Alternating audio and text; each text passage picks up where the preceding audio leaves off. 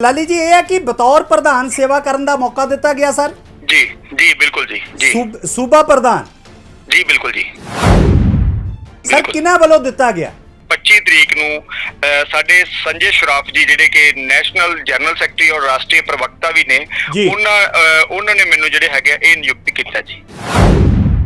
ਅੱਛਾ ਕੀ ਮਤਲਬ ਇਹਨਾਂ ਦੇ ਕੋਲ ਪੂਰਾ ਅਧਿਕਾਰ ਹੈ ਸਰ ਕਿ ਤੁਹਾਡੀ ਨਿਯੁਕਤੀ ਕਰ ਸਕਦੇ ਨੇ? ਬਿਲਕੁਲ ਸਰ ਬਿਲकुल। ਕਿਸ ਆਧਾਰ ਤੇ ਕਹਿ ਸਕਦੇ ਹੋ ਸਰ?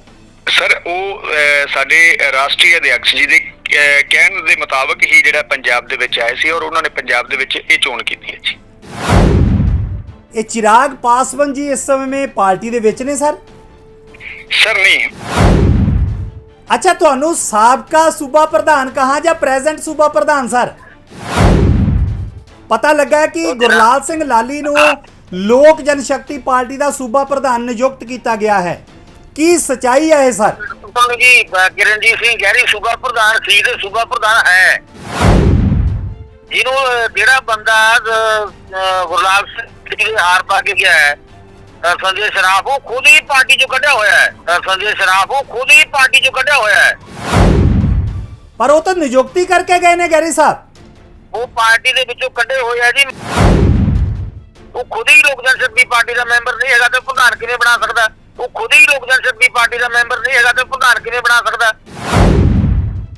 ਫਿਰ ਸਾਰੇ ਕਿਵੇਂ ਹੋ ਗਿਆ ਸਾਰਾ ਕੁਝ? ਤੁਸੀਂ ਪ੍ਰਧਾਨ ਦੇ ਤੌਰ ਤੇ ਸੇਵਾ ਦੇ ਰਹੇ ਹੋ ਔਰ ਇੱਕ ਉਸੇ ਪਾਰਟੀ ਦਾ ਇੱਕ ਨੁਮਾਇੰਦਾ ਆਉਂਦਾ ਹੈ ਔਰ ਗੁਰਲਾਲ ਸਿੰਘ ਲਾਲੀ ਨੂੰ ਪ੍ਰਧਾਨ ਨਿਯੁਕਤ ਕਰ ਜਾਂਦਾ ਹੈ ਔਰ ਤੁਹਾਨੂੰ ਪੁੱਛਦਾ ਤੱਕ ਨਹੀਂ। ਬਿਲਕੁਲ ਯਾਰ ਉਹ ਪਾਰਟੀ ਦੀ ਹੈ ਨਹੀਂ ਹੁੰਦਾ ਨਾ ਬੰਦਾ।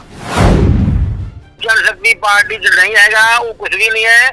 ਅਸੀਂ ਸੰਜੇ ਸ਼ਰਾਫ ਦੇ ਖਿਲਾਫ ਕ੍ਰਿਮੀਨਲ ਕੇਸ ਰਜਿਸਟਰ ਕਰਾਉਣ ਜਾ ਰਹੇ ਹਾਂ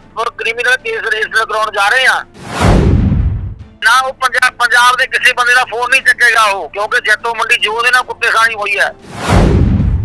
ਪਰ ਗੁਰਲਾਲ ਲਾਲੀ ਜੀ ਨੂੰ ਚਾਰੇ ਪਾਸਿਓਂ ਗਹਿਰੀ ਸਾਹਿਬ ਮੁਬਾਰਕਬਾਦ ਜਿਹੜੀਆਂ ਨੇ ਮੁਬਾਰਕਾਂ ਮਿਲਦੀਆਂ ਨਜ਼ਰ ਆ ਰਹੀਆਂ। ਨਹੀਂ ਦਿੰਦਾ ਜੁੱਤੀਆਂ ਪੈ ਰਹੀਆਂ ਕੋਈ ਮੁਬਾਰਕਬਾਦ ਨਹੀਂ ਦੇ ਰਿਹਾ। ਕੋਤਲ ਸਾਹਿਬ ਸਿਆ ਤੁਹਾਨੂੰ ਭੁਲੇਖਾ ਹੈ। ਉਹਨੂੰ ਪੁੱਛੋ ਕੌਣ ਹੈ who is Gurlal Lali? Sir ਉਹ ਲੋਕ ਜਨਸ਼ਕਤੀ पार्टी के नवे सूबा पिछले दिनी आप पंजाब आए और गुरलाल सिंह लाली जी को प्रधान जो है उसका लोक जनशक्ति पार्टी का नियुक्त किया है सर, लेकिन उस पर कुछ सवाल खड़े हो रहे हैं कि आपके पास अधिकार ही नहीं है, आप ये नियुक्ति कर ही नहीं सकते। अब किसी के बोलने से कुछ थोड़ी ना होता। कोई बोलेगा कि मैं माननीय नरेंद्र मोदी जी हूं तो वो मोदी जी बन जाएंगे। आप ये नियुक्ति कर ही नहीं सकते और हम आपके ऊपर केस दर्ज करने की मतलब बात कह रहे हैं। वो लोग कर लेना सर, क्या दिक्कत है? तो कर ले, कितने करने हैं, क्या फर्क पड़ता है? आपका विरोध पंजाब जैतों में हुआ, आपको कहते हैं कि मंच पर नहीं आने दिया, क्या कारण थे उस वक्त? नहीं कोई विरोध नहीं हुआ, कहीं पर कैसा विरोध नहीं हुआ। नहीं कोई विरोध नहीं हुआ, कहीं पर कैसा विरोध नहीं हुआ। ब्लैकमेलिंग तो इसने ये तो पिछले 10 साल से ब्लैकमेलिंग ही कर रहा है। पिछले 10 साल से ब्लैकमेलिंग ही कर रहा है। अभी आप देखिए कितनी बार ये जेल हुआ है, ये जो अपने सो कॉल्ड अपने आप को प्रधान बोलता है, और जेल भी हुआ है तो किन मुद्दों पर जेल हुआ है? इसका बेटा बीजेपी में चला गया और ये उसके साथ में खड़ा है, हमारे पास फोटो है। और भाई चला गया अकाली दल में, हमारे पास वो भी फोटो है। इसको तो शर्म आनी चाहिए, ये है कहां पर? यही हाल आज चिराग का भी है। इसका बेटा एक पार्टी में है और इसका भाई दूसरी पार्टी, इसकी बीवी भी पता नहीं कौन किसी पार्टी में होगी। अकेला आदमी है बेचारा, अकेला ही बोलता रहेगा क्योंकि इसकी दुकानदारी बंद हो गई। सत श्री अकाल, मैं सोम सहोता तो तुसी वेख रहे हो Avon Punjabi TV. Avon Punjabi TV के करंट इशू प्रोग्राम में आप सब का स्वागत है। और 2022 की इलैक्शन को मद्देनज़र रखते हुए पार्टी के विच फेर बदल किए जा रहे हैं क्योंकि पंजाब दे विच हर एक पार्टी दावेदारी जिहड़ी है वो पेश कर रही है कि इस बार सरकार साडी बनेगी। जे लोक जनशक्ति पार्टी की गल करिए तो किते ना किते वो भी मैदान विच उतरी हुई है 2022 की इलैक्शन नूं लैके, लेकिन उस चीज़ को मद्देनज़र रखदे होया कुछ फेर बदल किया गया है। गुरलाल सिंह लाली जी नूं बतौर सूबा प्रधान नियुक्त किया गया है। किन्हां वल्लों नियुक्त किया गया है, पूरी जानकारी इस खबर नाल रिलेटेड देने वास्ते मेरे नाल खुद गुरलाल लाली जी जुड़ चुके हैं, उन्होंने करते हैं गलबात। गुरलाल सिंह लाली जी सब तो पहला सत श्री अकाल। सत श्री अकाल जी। सत श्री अकाल ਸਰ ਸੁਣਿਆ ਕਿ ਤੁਹਾਨੂੰ ਪ੍ਰਧਾਨ ਦਾ ਅਹੁਦਾ ਜਿਹੜਾ ਹੈ ਉਹ ਦਿੱਤਾ ਗਿਆ ਹੈ ਲੋਕ ਜਨ ਸ਼ਕਤੀ ਪਾਰਟੀ ਵੱਲੋਂ। ਜੀ ਸਰ, ਪਹਿਲਾਂ ਉਸ ਤੋਂ ਪਹਿਲਾਂ ਮੈਂ ਸਾਰੇ ਹੀ ਸਰੋਤਿਆਂ ਨੂੰ ਔਰ ਏਵਨ ਪੰਜਾਬੀ ਚੈਨਲ ਨੂੰ ਔਰ ਸਾਰੀ ਮੈਨੇਜਮੈਂਟ ਨੂੰ ਵਧਾਈ ਦੇਣਾ ਚਾਹੁੰਦਾ ਔਰ ਸਤਿ ਸ਼੍ਰੀ ਅਕਾਲ ਮੇਰੇ ਵੱਲੋਂ ਪ੍ਰਵਾਨ ਕਰੇ ਸਾਰੀ ਮੈਨੇਜਮੈਂਟ ਸਾਰੀ ਟੀਮ। ਹੁਣ ਮੈਂ ਤੁਹਾਡੇ ਸਵਾਲ ਦਾ ਜਵਾਬ ਦੇਵਾਂਗਾ ਜੀ। ਕੀ ਹੁਕਮ ਹੈ ਜੀ, ਮੈਨੂੰ ਦੱਸੋ। ਬਸ ਲਾਲੀ ਜੀ, ਇਹ ਹੈ ਕਿ ਬਤੌਰ ਪ੍ਰਧਾਨ ਸੇਵਾ ਕਰਨ ਦਾ ਮੌਕਾ ਦਿੱਤਾ ਗਿਆ ਸਰ। ਜੀ ਜੀ ਬਿਲਕੁਲ ਜੀ। ਜੀ ਸੂਬਾ ਪ੍ਰਧਾਨ ਜੀ ਬਿਲकुल ਜੀ ਸਰ ਕਿਹਨਾਂ ਵੱਲੋਂ ਦਿੱਤਾ ਗਿਆ? ਸਰ ਇਹ ਮਾਨਨੀय ਸਾਡੇ ਸਵਰਗੀ ਸ਼੍ਰੀ ਰਾਮ ਵਿਲਾਸ ਪਾਸਵਾਨ ਸਾਹਿਬ ਦੇ ਛੋਟੇ ਭਰਾ ਸ਼੍ਰੀ ਪਸ਼ੂਪਤੀ ਕੁਮਾਰ ਪਾਰਸ ਜੀ, ਜਿਹੜੇ ਕਿ 9 ਵਾਰ ਜਿਹੜੇ ਐਮਐਲਏ ਰਹੇ ਔਰ 4 ਵਾਰੀ ਮੰਤਰੀ ਪਦ ਤੇ ਇਹਨਾਂ ਨੇ ਆਪਦੀਆਂ ਜ਼ਿੰਮੇਵਾਰੀਆਂ ਨਿਭਾਈਆਂ। ਉਹ ਇਸ ਵੇਲੇ ਪਾਰਟੀ ਦੇ ਸਾਡੇ ਰਾਸ਼ਟਰੀ ਅਧਿਕਸ਼ ਨੇ ਔਰ ਕੇਂਦਰ ਦੇ ਵਿੱਚ ਫੂਡ ਪ੍ਰੋਸੈਸਿੰਗ ਦੇ ਜਿਹੜੇ ਹੈਗੇ ਉਹ ਮੰਤਰੀ, ਜਿਹੜੇ ਕੈਬਨਿਟ ਮੰਤਰੀ ਜਿਹੜੇ ਬਣਾਏ ਗਏ ਜੀ, ਉਹਨਾਂ ਦੇ ਦਿਸ਼ਾ ਨਿਰਦੇਸ਼ ਦੇ ਤਹਿਤ ਸਾਡੇ ਦਰਮਿਆਨ 25 ਤਰੀਕ ਨੂੰ ਸਾਡੇ ਸੰਜੇ ਸ਼ਰਾਫ ਜੀ, ਜਿਹੜੇ ਕਿ ਨੈਸ਼ਨਲ ਜਨਰਲ ਸੈਕਟਰੀ ਔਰ ਰਾਸ਼ਟਰੀ ਪ੍ਰਵਕਤਾ ਵੀ ਨੇ, ਉਹਨਾਂ ਨੇ ਮੈਨੂੰ ਜਿਹੜੇ ਹੈਗੇ ਇਹ ਨਿਯੁਕਤ ਕੀਤਾ ਜੀ। ਅੱਛਾ, ਕੀ ਮਤਲਬ ਇਹਨਾਂ ਦੇ ਕੋਲ ਪੂਰਾ ਅਧਿਕਾਰ ਹੈ ਸਰ ਕਿ ਤੁਹਾਡੀ ਨਿਯੁਕਤੀ ਕਰ ਸਕਦੇ ਨੇ? ਬਿਲਕੁਲ ਸਰ, ਬਿਲਕੁਲ। ਕਿਸ ਆਧਾਰ ਤੇ ਕਹਿ ਸਕਦੇ ਹੋ ਸਰ? ਸਰ ਉਹ ਸਾਡੇ ਰਾਸ਼ਟਰੀ ਅਧਿਕਸ਼ ਜੀ ਦੇ ਕਹਿਣ ਦੇ ਮੁਤਾਬਕ ਹੀ ਜਿਹੜਾ ਪੰਜਾਬ ਦੇ ਵਿੱਚ ਆਏ ਸੀ ਔਰ ਉਹਨਾਂ ਨੇ ਪੰਜਾਬ ਦੇ ਵਿੱਚ ਇਹ ਚੋਣ ਕੀਤੀ ਹੈ ਜੀ। ਇਹ ਚਿਰਾਗ ਪਾਸਵਾਨ ਜੀ ਇਸ ਸਮੇਂ ਪਾਰਟੀ ਦੇ ਵਿੱਚ ਨੇ ਸਰ? ਸਰ ਨਹੀਂ, ਉਹ ਪੰਜਾਬ ਦੇ ਰਾਜਨੀਤਿਕ ਸਾਡੇ ਦਲ ਦੇ ਵਿੱਚ ਨਹੀਂ ਹੈਗੇ, ਕਿਉਂਕਿ ਉਹ ਮੈਂਬਰ ਪਾਰਲੀਮੈਂਟ ਸੀ ਹੈਗੇ ਆ ਔਰ ਪਹਿਲਾਂ ਜਿਹੜੇ ਹੈਗੇ ਉਹ ਰਾਸ਼ਟਰੀ ਅਧਿਕਸ਼ ਸਾਡੇ ਰਹੇ ਨੇ। ਅੱਛਾ, ਕਿਸ ਤਰ੍ਹਾਂ ਇਲਾਕੇ ਦੇ ਵਿੱਚ ਜਦੋਂ ਤੁਹਾਨੂੰ ਸੂਬਾ ਪ੍ਰਧਾਨ ਨਿਯੁਕਤ ਕੀਤਾ ਗਿਆ ਤਾਂ ਕਿਸ ਤਰ੍ਹਾਂ ਦਾ ਮਾਹੌਲ ਨਜ਼ਰ ਆਇਆ ਸਰ? ਸਰ ਮੈਨੂੰ ਬਹੁਤ ਖੁਸ਼ੀ ਹੈ। ਮੇਰੇ ਇਲਾਕੇ ਦੇ ਜਿਹੜੇ ਲੋਕ ਨੇ ਮੈਨੂੰ ਇੰਨਾ ਪਿਆਰ ਕਰਦੇ ਨੇ, ਮੈਂ ਸ਼ੁਕਰਗੁਜ਼ਾਰ ਹਾਂ ਉਹਨਾਂ ਦਾ। ਔਰ ਮੇਰੇ ਜਿਹੜੇ ਕਾਰਜਕ੍ਰਮ ਦੇ ਦੌਰਾਨ ਹੀ ਜਿਹੜਾ ਹੈਗਾ ਉਹ 6-7 ਪ੍ਰੋਗਰਾਮ ਜਿਹੜੇ ਹੈਗੇ ਉਸੇ ਦਿਨ ਦੇ ਉਹ ਲੈ ਕੇ ਗਏ ਸੀ ਔਰ ਪਹਿਲੀ ਜਿਹੜੀ ਹੈਗੀ ਆ, ਮੈਂ ਮਾਣ ਮਹਿਸੂਸ ਕਰਦਾ ਕਿ ਬਹੁਤ ਅੱਛੀ ਲੀਡਰਸ਼ਿਪ ਦੇ ਵਿੱਚ ਅਸੀਂ, ਮੇਰੀ ਪ੍ਰਧਾਨਗੀ ਤੋਂ ਬਾਅਦ ਅਸੀਂ ਕਿਸਾਨ ਵਿੰਗ ਦਾ ਜਿਹੜਾ ਪੰਜਾਬ ਪ੍ਰਧਾਨ ਆ ਉਹ ਵੀ ਅਸੀਂ ਐਲਾਨ ਕੀਤਾ। ਉਸੇ ਦਿਨ ਸਾਡੇ ਮਾਨਨੀय ਸੰਜੇ ਸ਼ਰਾਫ ਜੀ ਨੇ ਬਾਬਾ ਫਰੀਦ ਜੀ ਦੇ ਮੱਥਾ ਟੇਕਣ ਤੋਂ ਬਾਅਦ ਉਹਨਾਂ ਦੀ ਜਿਹੜੀ ਹੈਗੀ ਰਸਮੀ ਜਿਹੜਾ ਹੈਗਾ ਐਲਾਨ ਕਰ ਦਿੱਤਾ ਗਿਆ ਜੀ। ਔਰ ਲਾਲੀ ਜੀ, ਆਪਾਂ ਕਿੰਨੇ ਸਾਲਾਂ ਤੋਂ ਪਾਰਟੀ ਦੀ ਸੇਵਾ ਵਿੱਚ ਲੱਗੇ ਹੋਏ ਆ ਤਾਂ ਜਾ ਕੇ ਜਿਹੜਾ ਮੁਕਾਮ ਹੈ ਹਾਸਲ ਹੋਇਆ? ਸਰ ਮੈਂ ਪਿਛਲੇ ਦਿਨਾਂ ਤੋਂ ਮਤਲਬ ਕਿ 2 ਸਾਲ ਤੋਂ ਜਿਹੜਾ ਹੈਗਾ ਯੂਥ ਵਿੰਗ ਦੀ ਜਿਹੜੀ ਹੈਗੀ ਆ ਉਹ ਜ਼ਿੰਮੇਵਾਰੀ ਨਿਭਾ ਰਿਹਾ ਸੀਗਾ ਔਰ ਉਸ ਤੋਂ ਪਹਿਲਾਂ ਵੀ ਮੈਂ ਪਾਰਟੀ ਦੇ ਵਿੱਚ ਕੰਮ ਕੀਤਾ। ਮਾਨਯੋਗ ਸਾਡੇ ਅਮਰ ਸਿੰਘ ਮਹਿਮੀ ਜੀ ਸੀ ਕਿ ਜਿਹੜੇ ਪੰਜਾਬ ਦੇ ਅਧਿਕਸ਼ ਰਹੇ ਨੇ ਲੋਕ ਜਨ ਸ਼ਕਤੀ ਪਾਰਟੀ ਦੇ, ਉਹਨਾਂ ਦੀ ਟਰਮ ਦੇ ਵਿੱਚ ਮੈਂ ਜ਼ਿਲ੍ਹਾ ਅਧਿਕਸ਼ ਰਿਹਾ ਜੀ, ਜ਼ਿਲ੍ਹਾ ਪ੍ਰਧਾਨ ਰਿਹਾ ਜੀ ਮੇਨ ਬੋਡੀ ਦਾ ਫਰੀਦਕੋਟ ਦੇ ਵਿੱਚ। ਅੱਛਾ, ਕੀ ਮਤਲਬ ਉਹਨਾਂ ਦੇ ਕੋਲ ਪੂਰਾ ਅਧਿਕਾਰ ਸੀ? ਇਹ ਵੀ ਗੱਲਾਂ ਉੱਠ ਰਹੀਆਂ ਨੇ ਕਿ ਉਹ ਨਿਯੁਕਤੀ ਕਰ ਹੀ ਨਹੀਂ ਸਕਦੇ। ਨਹੀਂ ਸਰ, ਇਹ ਦੇਖੋ ਕੋਈ ਬੰਦਾ ਅਜਿਹੀ ਗੱਲ ਕਰੇਗਾ ਤਾਂ ਠੀਕ ਨਹੀਂ ਹੈ, ਕਿਉਂਕਿ ਚਲੋ ਹਰ ਬੰਦੇ ਕੋਲ ਰਾਈਟ ਆ ਇਹ ਗੱਲ ਕਰਨ ਦਾ ਜੀ। ਪਰ ਜੇਕਰ ਸਾਨੂੰ ਲੀਡਰਸ਼ਿਪ ਨੇ ਨਿਯੁਕਤ ਕੀਤਾ ਤਾਂ ਉਹ ਸਾਨੂੰ ਸਾਰਿਆਂ ਨੂੰ ਸਿਰ ਮੱਥੇ ਮੰਨਣਾ ਚਾਹੀਦਾ। ਔਰ ਜਿਹੜੀ ਰਹਿ ਗਈ ਵੀ ਅਧਿਕਾਰ ਨਾ ਹੋਣ ਵਾਲੀ ਗੱਲ ਜਾਂ ਹੋਣ ਵਾਲੀ ਗੱਲ, ਮੈਂ ਅਧਿਕਾਰ ਹੋਣ ਵਾਲੀ ਗੱਲ ਜ਼ਰੂਰ ਦੱਸ ਦੇਣਾ ਚਾਹੁੰਦਾ, ਕਿਉਂਕਿ ਸਾਡੇ ਰਾਸ਼ਟਰੀ ਲੀਡਰਸ਼ਿਪ ਦੇ ਵਿੱਚ ਪਹਿਲਾਂ ਸਾਡੇ ਜਿਹੜੇ ਪ੍ਰੈਜ਼ੀਡੈਂਟ ਸੀਗੇ 2015 ਦੇ ਵਿੱਚ ਉਹ ਬਕਾਇਦਾ ਚੋਣ ਹੋਈ ਸੀ। ਉਸ ਵੇਲੇ ਸਾਡੇ ਸਵਰਗੀ ਸ਼੍ਰੀ ਰਾਮ ਵਿਲਾਸ ਪਾਸਵਾਨ ਜੀ ਜਿਹੜੇ ਉਹ ਮੰਤਰੀ ਬਣੇ ਸੀਗੇ ਜੀ ਔਰ ਪ੍ਰਧਾਨ ਬਣੇ ਸੀਗੇ ਜੀ ਪਾਰਟੀ ਦੇ। ਉਹਨਾਂ ਦੇ ਪ੍ਰਧਾਨ ਬਣਨ ਤੋਂ ਬਾਅਦ 5 ਸਾਲ ਦੀ ਜਿਹੜੀ ਇਹ ਟਰਮ ਬਣਾਈ ਗਈ ਸੀ, ਜਿਹੜਾ ਕਿ ਇਲੈਕਸ਼ਨ 2020 ਦੇ ਵਿੱਚ ਹੋਣਾ ਸੀਗਾ ਜੀ। ਲੇਕਿਨ ਉਹਨਾਂ ਦੀ ਤਬੀਅਤ ਜਿਹੜੀ ਹੈਗੀ 2020 ਤੋਂ ਪਹਿਲਾਂ ਇਹ ਖਰਾਬ ਹੋ ਗਈ ਸੀਗੀ ਜੀ। ਉਹ ਸਿਹਤ ਪੱਖੋਂ ਪੂਰੇ ਕੌਨਸ਼ੀਅਸ ਨਹੀਂ ਸੀ, ਇਸ ਕਰਕੇ ਉਹਨਾਂ ਦੇ ਬੇਟੇ ਸੁਪੁੱਤਰ ਸ਼੍ਰੀ ਚਿਰਾਗ ਪਾਸਵਾਨ ਜੀ ਨੂੰ ਜਿਹੜਾ ਹੈਗਾ ਇੱਕ ਆਰਜੀ ਤੌਰ ਤੇ ਜਿਵੇਂ ਕਹਿ ਸਕਦੇ ਆ ਵੀ ਆਪਾਂ 1 ਸਾਲ ਲਈ ਜਿਹੜਾ ਹੈਗਾ ਉਹਨਾਂ ਨੂੰ ਪਾਰਟੀ ਨੇ ਪ੍ਰਧਾਨ ਬਣਾਤਾ ਸੀ ਜੀ। ਔਰ ਉਸ ਤੋਂ ਬਾਅਦ ਜਿਹੜਾ ਹੈਗਾ ਚਿਰਾਗ ਜੀ ਨੂੰ ਸਾਡੇ ਸਾਰੀ ਲੀਡਰਸ਼ਿਪ ਨੇ ਜਿਹੜਾ ਹੈਗਾ ਉਹਨਾਂ ਨੇ ਕਿਹਾ ਸੀ ਕਿ ਆਪਾਂ ਜਿਹੜਾ ਹੈਗਾ ਇਹ ਚੋਣ ਜਿਹੜੀ ਉਹ ਕਰਵਾਈਏ, ਪਰ ਉਹ ਜਿਹੜੀ ਚੋਣ ਆ ਉਹ ਵਾਰ-ਵਾਰ ਡਿਲੇ ਕੀਤੀ ਜਾ ਰਹੀ ਸੀ ਉਹਨਾਂ ਦੇ ਵੱਲੋਂ। ਔਰ ਜਿਹੜਾ ਇਹ ਚੋਣ ਦਾ ਜਿਹੜਾ ਅਧਿਕਾਰ ਸੀਗਾ ਉਹ ਕਿਤੇ ਨਾ ਕਿਤੇ ਖੁੱਸਦਾ ਨਜ਼ਰ ਆ ਰਿਹਾ ਸੀਗਾ ਜੀ। ਤੇ ਉਸ ਤੋਂ ਬਾਅਦ ਕੀ ਹੋਇਆ ਕਿ ਉਸ ਤੋਂ ਬਾਅਦ ਸਾਡੀ ਜਿਹੜੀ ਸਾਰੀ ਲੀਡਰਸ਼ਿਪ ਸੀ ਉਹ ਮਾਨਯੋਗ ਸਾਡੇ ਚੋਣ ਕਮਿਸ਼ਨ ਦੇ ਕੋਲੇ, ਚੋਣ ਪ੍ਰਧਾਨ ਦੇ ਕੋਲੇ ਗਏ, ਠੀਕ ਹੈ। ਉੱਥੋਂ ਉਹਨਾਂ ਨੇ ਬਕਾਇਦਾ ਨੋਮੀਨੇਟ ਆਪਣਾ ਫਾਰਮ ਭਰਿਆ। ਫਾਰਮ ਭਰਨ ਤੋਂ ਬਾਅਦ ਚੋਣ ਕਮਿਸ਼ਨ ਦੇ ਵੱਲੋਂ ਜਿਹੜਾ ਹੈਗਾ ਰਾਜਪਾਲ ਜੀ ਵੱਲੋਂ ਉਹਨਾਂ ਨੂੰ ਆਪਣੀ ਲੀਡਰਸ਼ਿਪ ਦੇ ਨੇ ਉਹਨਾਂ ਕੋਲੋਂ ਟਾਈਮ ਲਿਆ। ਟਾਈਮ ਲੈ ਕੇ ਅਸੀਂ ਬਕਾਇਦਾ ਸਾਰੇ ਬੰਦੇ ਨੂੰ ਨੋਮੀਨੇਸ਼ਨ ਫਾਰਮ ਭਰ ਲਿਖਿਆ ਪ੍ਰਧਾਨਗੀ ਦੇ, ਜਿਹਦੇ ਵਿੱਚ ਕਿਸੇ ਬੰਦੇ ਨੇ ਫਾਰਮ ਨਹੀਂ ਭਰਿਆ, ਲੇਕਿਨ ਜਿਹੜਾ ਸਾਡੇ ਰਾਸ਼ਟਰੀ ਅਧਿਕਸ਼ ਬਣੇ ਉਹਨਾਂ ਵੱਲੋਂ ਫਾਰਮ ਭਰਿਆ ਗਿਆ।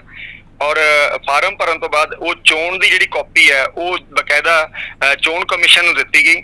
ਚੋਣ ਕਮਿਸ਼ਨ ਦੇ ਚੋਣ ਕਰਵਾਉਣ ਤੋਂ ਬਾਅਦ ਫਾਈਨਲ ਹੋਣ ਤੋਂ ਬਾਅਦ ਸਾਡੇ ਜਿਹੜੇ ਰਾਸ਼ਟਰੀ ਅਧਿਕਸ਼ ਜੀ ਹੈ ਉਹਨਾਂ ਨੂੰ ਕੇਂਦਰ ਦੇ ਵਿੱਚ ਜਿਹੜਾ ਹੈਗਾ ਉਹ ਵਜ਼ੀਰ ਬਣਾਇਆ ਗਿਆ ਜੀ। ਅੱਛਾ, ਔਰ ਇਹਦੇ ਅੰਗੇਸਟ ਸਾਡੇ ਜਿਹੜੇ ਪਹਿਲਾਂ ਅਧਿਕਸ਼ ਸੀਗੇ, ਸਾਡੇ ਜਿਹੜੇ ਪਹਿਲਾਂ ਪ੍ਰਧਾਨ ਸੀਗੇ ਚਿਰਾਗ ਪਾਸਵਾਨ ਜੀ, ਉਹ ਮਾਨਯੋਗ ਹਾਈ ਕੋਰਟ ਦੇ ਵਿੱਚ ਵੀ ਗਏ ਸੀਗੇ ਕਿ ਉਹਨਾਂ ਨੇ ਇਸ ਚੋਣ ਨੂੰ ਔਰ ਸਾਡੇ ਅਧਿਕਸ਼ ਜੀ ਦੇ ਜਿਹੜੇ ਉਹ ਮੰਤਰੀ ਬਣੇ ਆ ਉਹਨਾਂ ਨੂੰ ਵੀ ਉਹਨਾਂ ਨੇ ਚੈਲੰਜ ਕੀਤਾ ਸੀ, ਜਿਹਨੂੰ ਮਾਨਯੋਗ ਹਾਈ ਕੋਰਟ ਨੇ ਰੱਦ ਕਰ ਦਿੱਤਾ ਜੀ।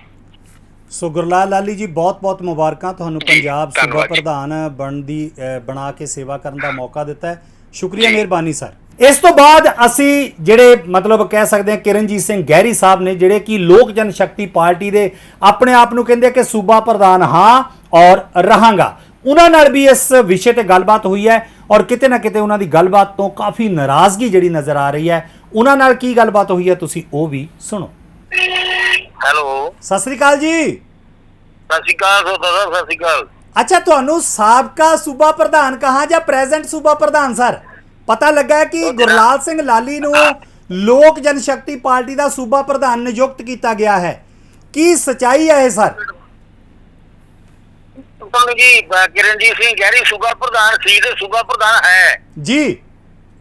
ਜਿਹਨੂੰ ਜਿਹੜਾ ਬੰਦਾ ਗੁਰਲਾਲ ਸਿੰਘ ਦੇ ਹਾਰ ਪਾ ਕੇ ਗਿਆ ਹੈ ਸੰਜੇ ਸ਼ਰਾਫ, ਉਹ ਖੁਦ ਹੀ ਪਾਰਟੀ ਚੋਂ ਕੱਢਿਆ ਹੋਇਆ ਹੈ।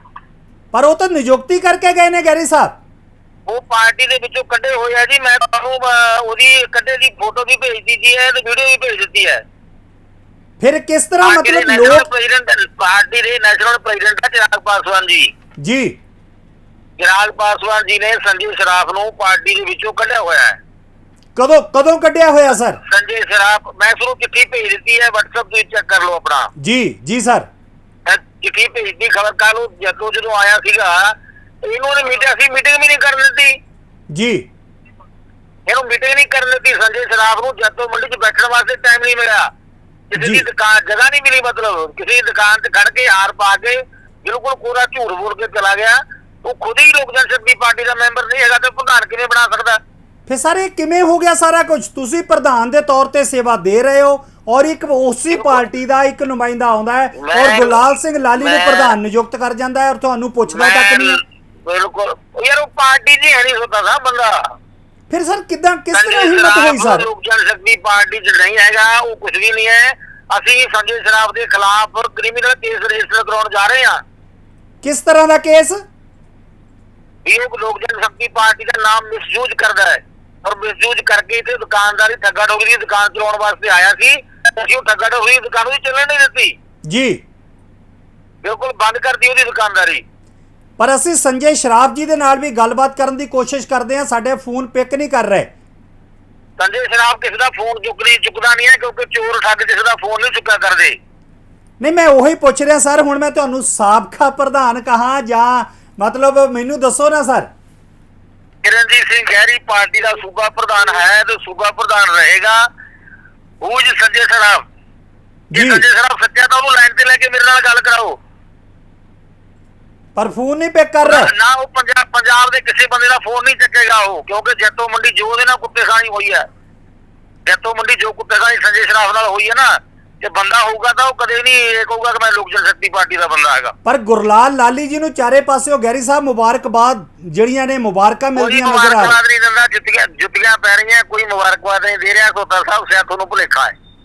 ਪਰ ਉਹਨਾਂ ਨੇ ਦੱਸਿਆ ਵੀ ਜਨਤਾ ਵਿੱਚ ਕਾਫੀ ਉਤਸ਼ਾਹ ਹੈ ਪ੍ਰਧਾਨਗੀ ਨੂੰ ਲੈ ਕੇ ਔਰ ਮੈਨੂੰ ਮੁਬਾਰਕਬਾਦ। ਉਹਨੂੰ ਪੁੱਛੋ ਕੌਣ ਹੈ ਹੂਜ ਗੁਰਲਾਲ ਲਾਲੀ?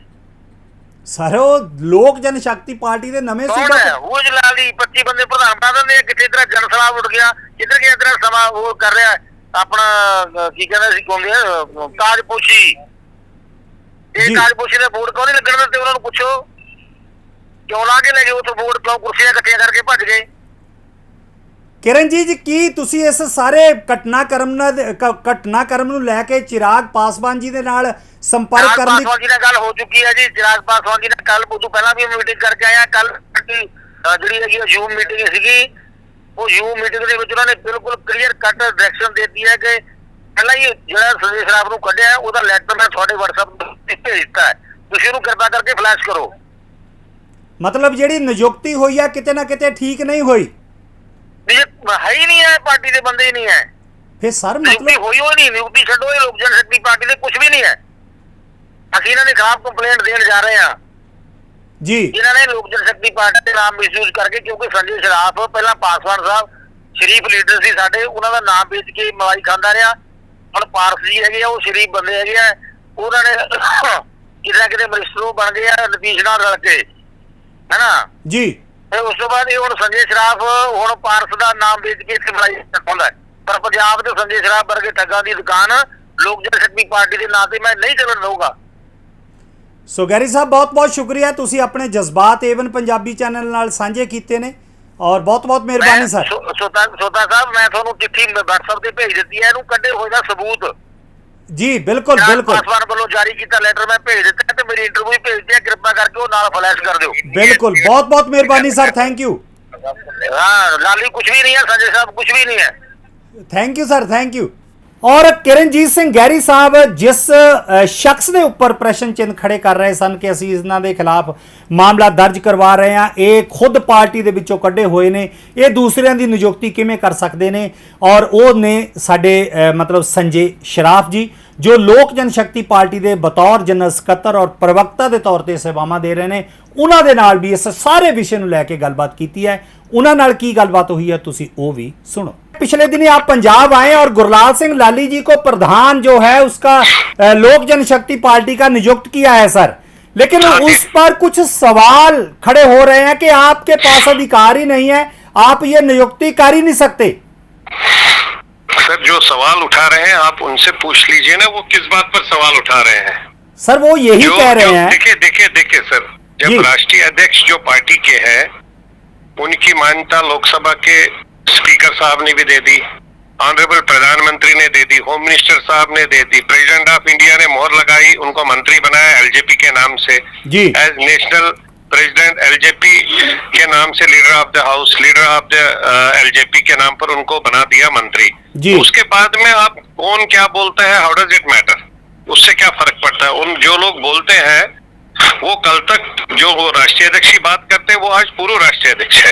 चिराग जी आज पूर्व राष्ट्रीय अध्यक्ष है, कल तक वो थे, हम उनके साथ में थे जी। आज पशुपति पारस जी है, पार्टी के नेता है, पार्टी के राष्ट्रीय अध्यक्ष है, तो पूरा पार्टी का टीम इनके साथ में है, पूरे पार्टी के संसद एमपी एमएलए एमएलसी जितने भी कंट्री में वो सब साथ में है, कैडर पूरा कंट्री के साथ में है। अब किसी के बोलने से कुछ थोड़ी ना होता, कोई बोलेगा कि मैं माननीय नरेंद्र मोदी जी हूं तो वो मोदी जी बन जाएंगे। उन सब चीजों को अपनी स्पेस क्रिएट करने के लिए अपने आप को जबरदस्ती पेपर वेपर में लाने के लिए पिछले 15-20 साल से ऑलरेडी प्रधान थे पंजाब के, कुछ किया नहीं जी। इलेक्शन का टाइम आ गया, इलेक्शन के टाइम में एक दूसरे पार्टी के साथ दलाली करते थे, वहां यहाँ जाते थे, उन्होंने पार्टी को वहां खत्म कर दिया, खत्म करने का काम किया। आज उनको बोलिए अपने एरिया से बाहर निकले, कहीं किसी कोने में बताइए कि कौन जानता है उसको, और उसके माध्यम से पार्टी को। संजय जी आप पर यही इल्जाम है कि आप को पार्टी से बाहर का रास्ता दिखाया हुआ है सर, आप ये नियुक्ति कर ही नहीं सकते और हम आपके ऊपर केस दर्ज करने की मतलब बात कह रहे हैं। वो लोग कर लेना सर, क्या दिक्कत है, तो कर ले, कितने करने हैं, क्या फर्क पड़ता है?